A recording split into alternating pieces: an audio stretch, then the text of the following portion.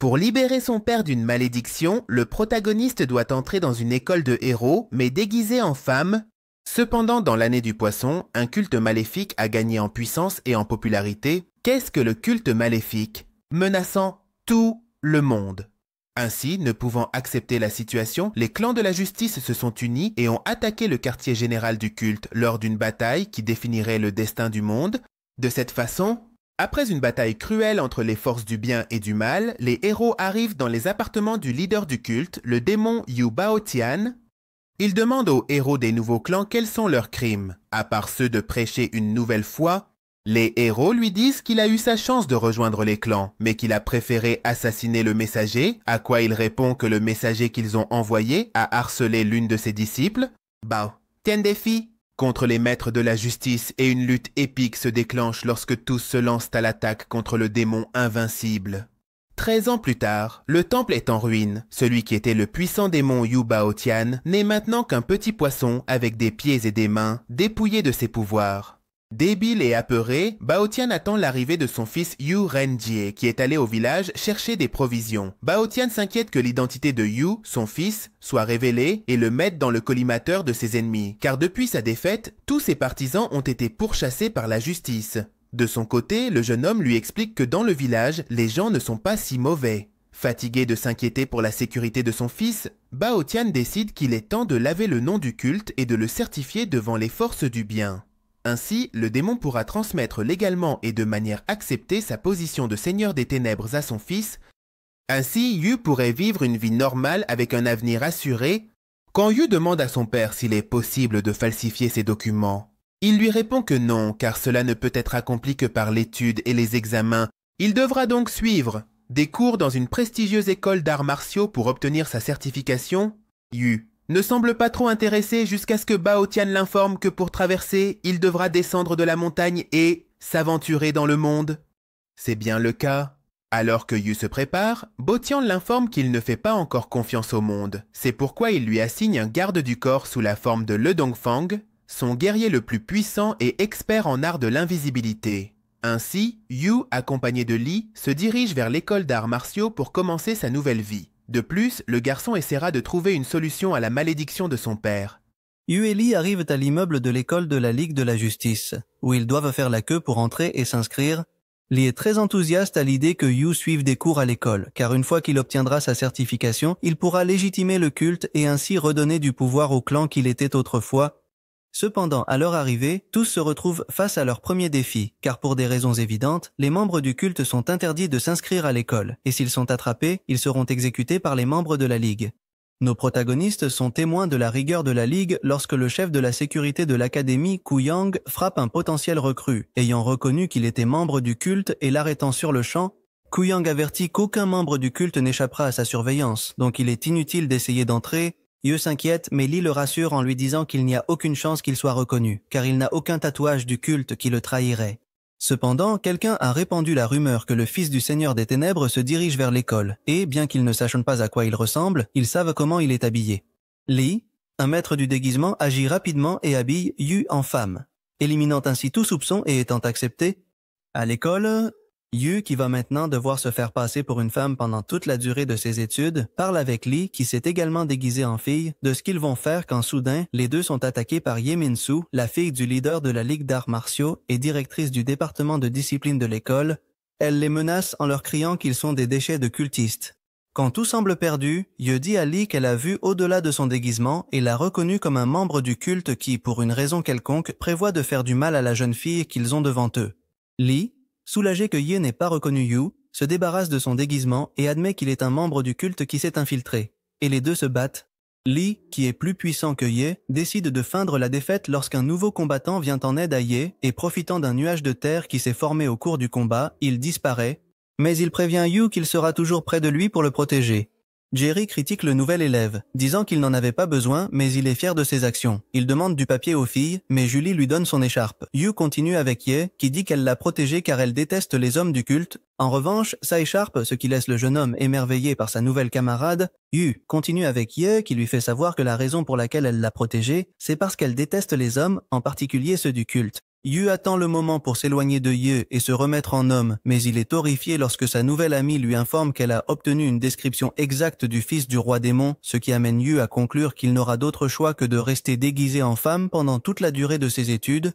Ye révèle à Yu qu'elle sait tout sur le fils du Seigneur des Ténèbres, de sa taille, de son poids et de son apparence, ce qui laisse à Yu aucune autre option que de continuer la mascarade. Quand Yu demande à Ye si elle le fera cultiste, au cas où elle le localiserait, le regard de la jeune fille en dit long, ce qui fait que notre protagoniste commence à craindre pour sa vie. Mais ça, c'est une conversation pour plus tard, car il est temps de se présenter aux autres camarades de l'académie. Dans la cour de l'académie, Ye prend congé car elle a d'autres obligations à gérer, laissant Yu seul dans la cour avec le reste des étudiants. Là, en se voyant entouré de gens pour la première fois, il réalise que les personnes ne sont pas aussi dangereuses que son père lui avait fait croire. Même certains peuvent être très amicaux. La réunion commence et Yessa présente le directeur de l'école, un ancien connu sous le nom de Maître du Destin. Le Maître du Destin fait un discours de bienvenue super lent qui endort la plupart des élèves, mais son enthousiasme monte en flèche quand il commence à réciter le serment de l'école. Tout à coup, le maître s'anime, tout comme le reste des élèves, et Yu est horrifié en entendant que le serment concerne la destruction du culte et de tous ses membres. Effrayé. Yu essaie de fuir, mais en voyant que les portes sont surveillées, il change d'avis et reste sur place. Yu est témoin du lever du drapeau de l'école, qui consiste surtout en la brûlure d'une effigie vêtue de l'uniforme du culte. Lorsque l'effigie brûle, une sphère en émerge que les élèves identifient comme la sphère du destin, un prix qui apportera bonne fortune à l'élève qui l'attrape, donc tout le monde commence à se battre pour l'obtenir. Yu profite de la distraction pour se diriger vers la porte et fuir, mais la sphère tombe entre ses mains, ce qui attire tous les regards vers lui. Après avoir obtenu la sphère du destin, Yu se retrouve devant tous les élèves et Ye annonce que, comme tout le monde le sait, gagner la sphère lui confère des cadeaux très spéciaux.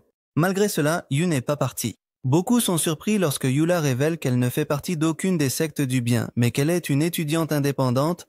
Le premier des cadeaux est une statuette du Maître du Destin qui n'impressionne pas vraiment notre protagoniste. Mais le deuxième est un transfert de 10 ans de connaissances de la part du maître qui la mettra en avant par rapport aux autres élèves.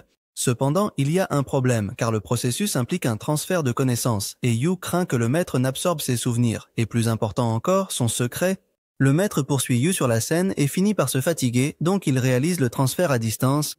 Cela prend Yu par surprise, qui après le processus se sent reposé et plus sage, mais le calme ne dure pas longtemps lorsqu'elle réalise que le choc lui a fait perdre ses implants mammaires. Les élèves accusent la nouvelle élève d'être un garçon, mais Ye, convaincu du contraire, leur assure que la nouvelle élève est en réalité une fille à la poitrine plate, et ce n'est pas de sa faute si elle porte quelque chose pour dissimuler.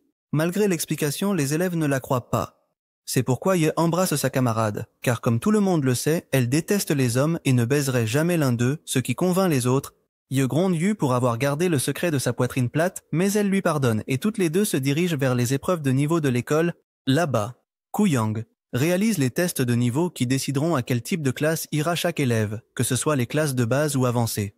Bien qu'il existe également le risque que les élèves ne réussissent aucun test et soient expulsés de l'académie avant même de commencer, Kuyang salueye, révélant que la jeune fille est aussi une élève de première année, ce qui surprend Yu en raison des connaissances de la jeune fille sur l'école. Elle lui répond qu'elle n'y est jamais allée, mais qu'elle a grandi dans cet environnement et qu'il est maintenant temps pour elle de suivre des cours. Tian commence les épreuves et il devient clair qu'il a quelque chose contre Yu car il ne la respecte pas pour ne pas faire partie d'une secte. Et ce genre de pensée individuelle peut poser problème, c'est pourquoi il essaye de l'expulser le plus rapidement possible. Koyan exige le double à Yu par rapport à ce qu'il exige des autres élèves, mais la jeune fille parvient à surmonter toutes les épreuves, et beaucoup soupçonnent que cela est dû au pouvoir qu'elle a reçu de la part du maître.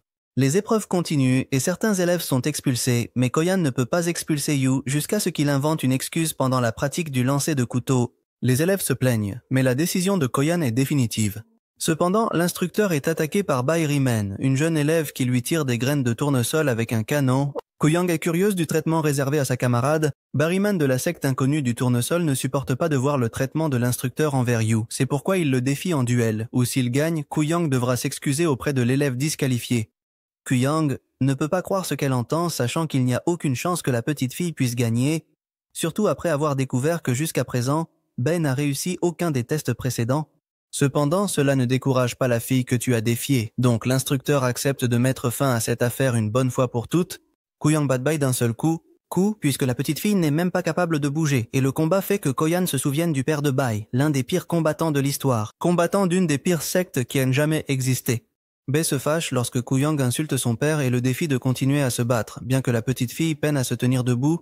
Alors que Bai parle de son père, Yu se remémore sa relation avec le sien et quelque chose s'éveille en lui. Fatigué par les insultes de Bai, Kuyang perd le contrôle et attaque la petite fille, seulement pour voir son coup être intercepté par une Yu furieuse qui le défie à un combat, mais cette fois pour de vrai. Yu défie Kuyang, qui accepte de se battre avec la jeune fille. Cependant, Yu esquive tous les coups de l'instructeur et parvient même à sortir Yui de la zone de danger, la laissant sous la protection de Ye. Alors que tous les élèves se demandent pourquoi leur camarade ne se bat pas, Yui se souvient des avertissements de son père. Depuis son enfance, Yui a été béni par les maîtres du culte, qu'il a été entraîné dans toutes ses disciplines. Cependant, la nuit de la chute du culte, les membres, craignant que leur chi leur soit volé après la défaite, décidèrent tous de donner ce chi à Yu, le rendant ainsi l'une des personnes les plus puissantes de la planète. Cela pose un problème, car si Yu utilise les arts martiaux qui lui ont été enseignés quand il était petit, il sera immédiatement exposé comme l'un des membres du culte, puisque seuls eux utilisent ce type d'arts martiaux. Yu se souvient de son père lui disant de ne jamais utiliser son entraînement s'il ne veut pas attirer l'attention, et quand Yu lui demande que faire si quelqu'un l'embête, son père lui répond de simplement lui donner une gifle. Dans le présent, Yu donne une gifle à Koyan, le battant d'un coup, mais l'instructeur reconnaît la gifle comme l'un des coups spéciaux d'un des maîtres du culte. Koyan essaie de se remettre et d'avertir de l'identité de Yu, mais la gifle a des effets secondaires qui drainent son chi et il s'évanouit, mais pas avant d'écrire le mot culte dans le sable. Les élèves célèbrent, convaincus que Yu est puissante grâce au pouvoir du maître de Sinnoh. Cependant, la célébration est interrompue par l'arrivée d'un nouveau personnage, Yue, le chef du département de discipline, qui arrive et découvre la présence d'un membre du culte et l'invite à se rendre volontairement, sinon l'autre alternative sera pire. Yu assure qu'un des étudiants est membre du culte et efface le message de Kuyang. Le chef du département de discipline assure à l'espion que si son identité est révélée, sa mort sera rapide et sans douleur. Quand Yue demande ce qui le fait soupçonner la présence de l'espion, Yue assure qu'il vient d'une information très fiable d'un témoin. Yu appelle le témoin qui s'avère être Saiyan, le camarade qui a sauvé Yu de Lee et à qui il avait donné son écharpe pour s'en servir comme papier toilette. Saiyan s'approche de Yu en la reconnaissant, mais au lieu de l'accuser, il se réjouit de voir que la jeune fille est saine et sauve, car il est sûr qu'elle est la cible du culte, qui a empoisonné son écharpe avec l'idée de l'assassiner. Au début, Yu ne comprend rien, mais ensuite elle se souvient qu'entre ses affaires, elle avait une sauce piquante faite maison qui a dû se renverser sur l'écharpe, et quand Saiyan l'a utilisée comme papier toilette, le piquant a atteint son derrière, ce qui l'a confondu avec du poison. Tout le monde pense que quelqu'un a voulu empoisonner Yu quand, des ombres, apparaît Lee, qui se révèle être l'assassin et se bat contre Yue, avec qui il a une ancienne rivalité. Yue se met à courir après Lee et toute cette affaire appartient désormais au passé. Il est donc temps de voir comment les élèves s'en sont sortis lors de la sélection des classes. Oui, comme on pouvait s'y attendre, elle est acceptée dans la classe des élèves avancés, mais, à la surprise de tous, Yu est envoyé dans la classe des élèves problématiques. La classe des élèves problématiques, comme son nom l'indique, est un bâtiment caché des regards du public où les pires élèves de l'école suivent des cours, mais qui ne sont pas à. Pour représenter l'école, Yu fait la connaissance de ses nouveaux camarades, parmi lesquels Saiyan, qui est tombé amoureux de sa camarade et qui l'appelle Bienfaitrice, et Ibai Rimen, qui s'empare rapidement de la classe en tant que professeur. Cependant, Yue arrive et retire des points scolaires à Ibai pour s'être fait passer pour un professeur. Yu leur explique qu'étant la pire classe de l'école, ils sont constamment au bord de l'expulsion qui aura lieu lorsqu'ils perdront 100 points. Yu leur retire des points dès le départ, et c'est Yue qui est la plus touchée, car ayant mis un instructeur KO, elle se voit retirer automatiquement 100 points, donc elle sera expulsée avant même de commencer les cours. Yu s'inquiète lorsque le professeur ordonne aux gardes d'aller chercher les affaires de la jeune femme, puisqu'il y a ses vêtements et toutes les preuves qu'il est le fils de Yu Baotian. Saiyan et Bai refusent que leur ami soit expulsé et ils menacent le professeur que si Yu part, eux aussi partiront, ce à quoi Yue acquiesce sans hésiter. Cependant, avant qu'ils ne soient tous les trois expulsés, Yue bat quelques gardes et apparaît à la porte de la classe, défiant. Yu se présente devant Yue et lui dit que ce n'est pas juste que sa camarade soit expulsée. Expulsée alors que la raison pour laquelle elle a attaqué son instructeur était en légitime défense. Cependant, Yue n'accepte pas la justification, car dans son monde, ce qui a du sens, ce sont uniquement les additions et les soustractions de points, peu importe la raison. Désillusionné. Yue renonce au département de discipline, ce qui lui vaut une place dans la classe des élèves problématiques. Sans changer d'avis, Yue se retire, mais Yue et Bai l'assaillent de questions logiques, où l'addition et la soustraction de points n'ont aucune valeur, le faisant douter de son système. Soudain, le professeur du destin apparaît dans la classe, surpris. Yue ne sent pas que cet endroit soit digne de sa présence. Le maître informe Yue et les élèves que Kuyang, leur professeur prévu, est malade à l'infirmerie et absent. Sans professeur, le maître du destin ordonne à Yue de gérer la classe des élèves problématiques. Heureux de voir Ye et Juntayu, il accorde 5 points supplémentaires aux deux jeunes filles, sauvant Yu de la suspension à la surprise de Yue. Des élèves jusqu'à nouvel ordre, Le maître se réjouit de voir Ye et Junta Yu et convaincu qu'il s'agit d'un dessein du destin, accorde aux deux jeunes filles 5 points supplémentaires, sauvant Yu de la suspension à la grande surprise de Yue. Yu et Ye partagent une chambre. Yu est dérangée car elle ne peut redevenir un homme. Ye la menace, connaissant son secret. Cela dérange Yu et elle se rend compte qu'elle n'aura jamais l'occasion de se changer et de redevenir un homme tant qu'elle étudiera et vivra avec Ye. Cependant, ce problème est mis en attente lorsque Ye la menace et révèle qu'elle est au courant de son secret. Ye se demande comment Ye a réussi à découvrir son secret. Cependant, en repensant aux événements de la journée, il est évident que quelqu'un l'a remarqué. Après tout, elle a perdu ses implants et a battu un maître d'un seul coup. Mais contrairement à ce que Yu pensait, Ye l'a découvert en fouillant dans son sac et en trouvant ses vêtements d'homme et ses papiers. Ye lui demande pourquoi elle a fouillé dans son sac. Ye lui répond qu'elle l'a fait parce qu'elle voulait lui faire une surprise en mettant 2 poupées habillées comme elle pour renforcer leur amitié. Ye menace Yu de révéler son secret. Cependant, le jeune homme lui explique ses raisons et l'histoire de sa famille et le plan de légitimer le culte, ce qui au fond convainc Ye que tous les membres du culte ne sont pas aussi malveillants qu'on lui a toujours fait croire. Ye décide de ne pas dénoncer Yu, mais elle l'avertit qu'elle le surveillera et qu'il ne pourra plus se déguiser en homme devant elle pour maintenir la façade. Yu accepte avec gratitude, bien que maintenant les deux amis aient un nouveau problème, celui de dormir dans la chambre, car après tout, il n'y a qu'un seul lit.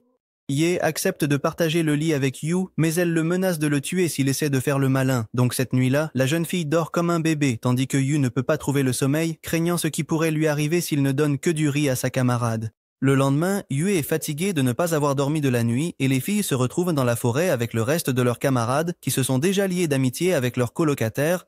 Yu prépare une leçon pour tester les élèves en les opposant. Contrairement à Kuyang, Yue s'intéresse au Chi. Pour cela, il les mettra face à face. Mais contrairement au style d'enseignement de Kuyang qui privilégiait le physique, Yue s'intéresse à connaître le pouvoir du Chi de ses élèves. Yue s'inquiète car elle sait que son Chi dépasse de loin celui de ses camarades, mais Yue la calme en lui disant qu'elle se battra contre lui, de cette façon elle pourra contrôler son pouvoir. Cependant, l'idée ne fonctionne pas, car Yue, convaincu que Yue a le pouvoir de 10 ans de Chi du maître du destin, défie l'élève en personne.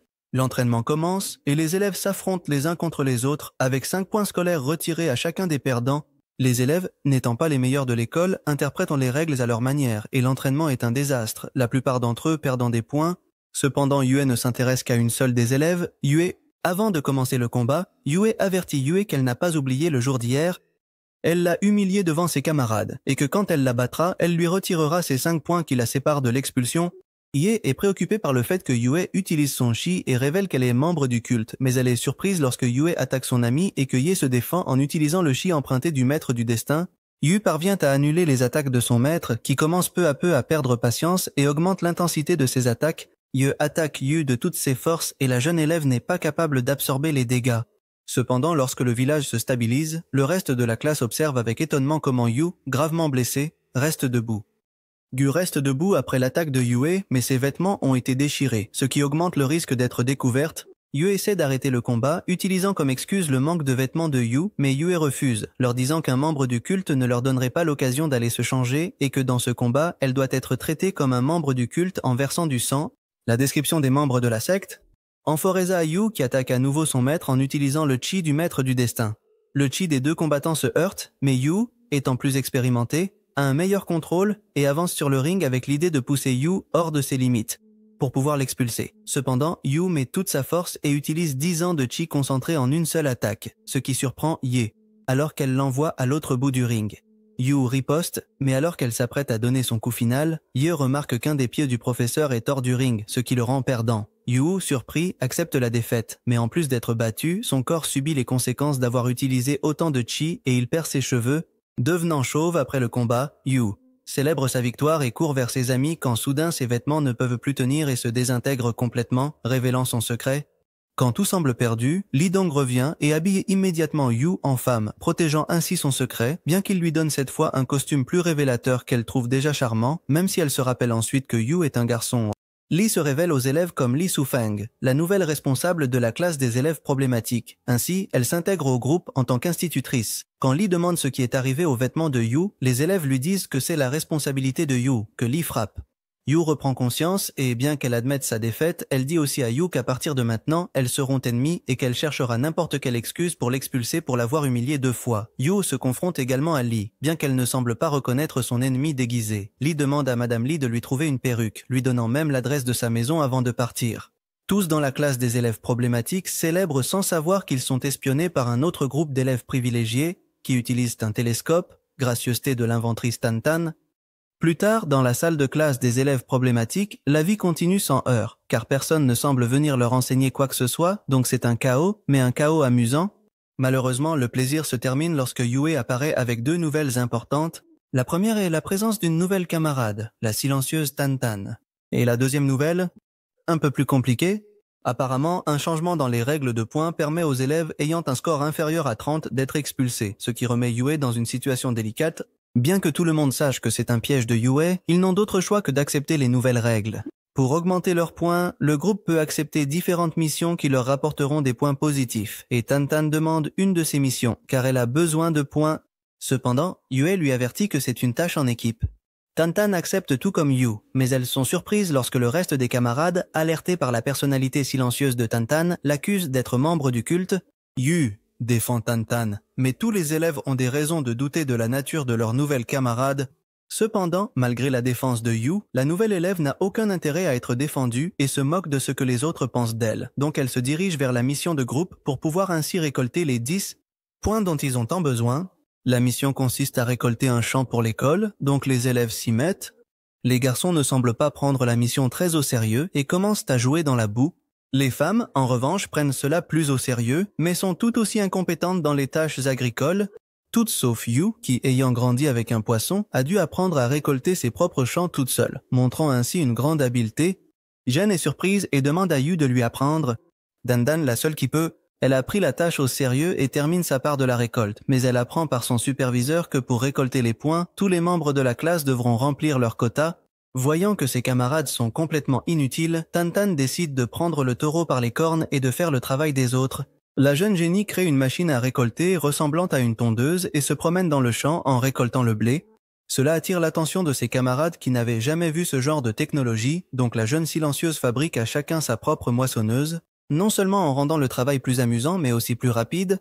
Ainsi, avant la fin de l'après-midi, le travail est terminé et la classe obtient ses 10 points, mais la célébration est interrompue lorsqu'ils découvrent qu'il s'agit de 10 points communautaires, et en réalité, chacun n'a gagné qu'un seul point, ce qui les maintient dans le rouge. Pour continuer à gagner des points, le groupe accepte une autre mission, mais cette fois, Yu se retrouve dans une situation délicate, car la prochaine mission implique des toilettes communautaires, ce qui signifie qu'elle devra se déshabiller. Contrairement à ce que Yu pensait, la tâche de nettoyer les toilettes n'implique pas de se déshabiller, car cela ne devrait pas être le cas. Elle se sent donc beaucoup plus à l'aise avec la tâche en question, ce qui lui permet également de se connecter un peu plus avec Tantan et de l'aider avec ses inventions. Cependant, lorsque la tâche se termine, les filles décident de prendre un bain, ce qui met Yu dans une situation délicate, car en essayant de fuir, elle perd ses vêtements. Tout le monde entend un étrange bruit de discussion à l'extérieur des toilettes et les filles sortent enquêter, laissant Yu et Tantan seuls. La fille silencieuse rend à Yu ses vêtements et Yu s'habille, mais elle est surprise lorsqu'elle retire accidentellement les vêtements de Tantan, révélant que la jeune fille a des blessures sur tout le corps. Yu s'excuse auprès de Tantan d'avoir exposé ses blessures, mais lui demande d'aller enquêter sur la situation dans les toilettes des hommes, et Tantan s'excuse d'avance. Dans les toilettes des hommes, les élèves de la classe problématique discutent avec Shixiong de la classe avancée, qui exige que les autres s'en aillent. Tantan salue Shixiong, qui se révèle être son maître, car sa famille a des droits de propriété sur celle de la jeune fille. Après leur avoir pardonné la vie lorsqu'ils ont pris le parti du culte, Shixiong traite Tantan comme un animal, allant même jusqu'à la fouetter avec un fouet, ce que la jeune fille accepte.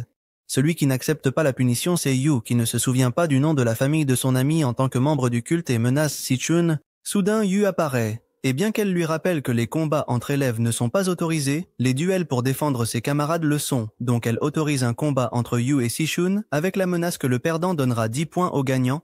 Les deux acceptent, mais Sichun lui précise qu'il est trop riche et puissant pour se battre et qu'il désignera un guerrier pour se battre à sa place, ce guerrier n'étant autre que Tantan. Yu, ne voyant pas d'autre option, accepte de se battre contre Tantan, mais le combat est injuste, car notre héroïne refuse de lui faire du mal. Tantan se bat aussi, mais quand elle s'approche de Yu, elle lui demande de la frapper, laissant entendre qu'elle veut être vaincue. Les deux femmes continuent de se battre jusqu'à ce qu'à un moment de confusion, une bombe de fumée explose et les deux adversaires se retrouvent seuls. Lorsque la fumée se dissipe, Tantan est déjà vaincue et Yu se déclare victorieuse. Cependant, un Shixiong humilié n'accepte pas la défaite et contre-attaque en accusant Yu d'être membre du culte. Shixiong a fondé son accusation sur le simple fait que Tantan n'a jamais socialisé avec personne et que la raison pour laquelle elle est si amie avec Yu est qu'en réalité, la jeune fille est aussi membre du culte. Yu se fâche car même si l'accusation n'a pas de sens, cela reste vrai. Shitsu utilise également comme preuve une broche appartenant à la mère de Tantan, que tout le monde reconnaît comme l'arme d'un des membres du culte. Cependant, Tantan insiste sur le fait que ce n'est pas une arme, mais un broche pour les cheveux que sa mère lui a laissé avant de mourir. Yu, furieux contre Xiong, lui prend le broche, et le réprimande d'avoir amené une arme de culte à l'école, avec le risque que le culte veuille le récupérer. Il s'en va, non sans lui assurer qu'aucun élève de l'école n'est membre du culte, et que la prochaine fois qu'il diffamera l'un de ses camarades, il lui retirera des points. Xion s'est retiré et tout semble revenir à la normale, mais le reste de la classe, qui pense que Tintin est membre du culte, après tout, a admis que la propriétaire de la broche est sa mère, et l'histoire de sa famille est de notoriété publique, décide d'accepter la jeune fille dans la classe, ce qui pousse Tintin à fuir. Yu part à sa recherche et rencontre Li, à qui elle demande s'il est vrai que la famille de son ami faisait partie du culte. L'homme lui répond que ce n'était pas le cas, mais qu'ils étaient l'amour impossible de son père. Li révèle à Yu que son père, amoureux de la mère et de la tante de Tintin, les invitait constamment à rejoindre le culte, bien qu'elle ne l'ait jamais accepté, et qu'elles aient ensuite mis fin à leur jour pendant la bataille contre le culte, par crainte des rumeurs. Yu s'approche et Li s'enfuit. Les deux amis décident d'aller à la recherche de Tintin et élaborent un plan pour laver l'honneur de sa famille. Tintin se retrouve à nouveau dans les appartements de Shishon, qui la punit et l'oblige à incriminer un des membres de la classe d'élèves problématiques comme étant le fils du Seigneur des Ténèbres. Tintin refuse, car malgré tout, elle considère ses camarades de classe comme ses amis, et Shishon commence à la punir. Cependant, Yu, déguisé en homme, attaque Shishon, furieux d'avoir utilisé son nom en vain. En voyant le Seigneur des Ténèbres coupable de ses malheurs, Shishong perd le contrôle et l'attaque de toutes ses forces. Yu et Tintin amènent le combat dans la cour principale de l'école où tout le monde voit le jeune homme se battre contre le fils du chef du culte.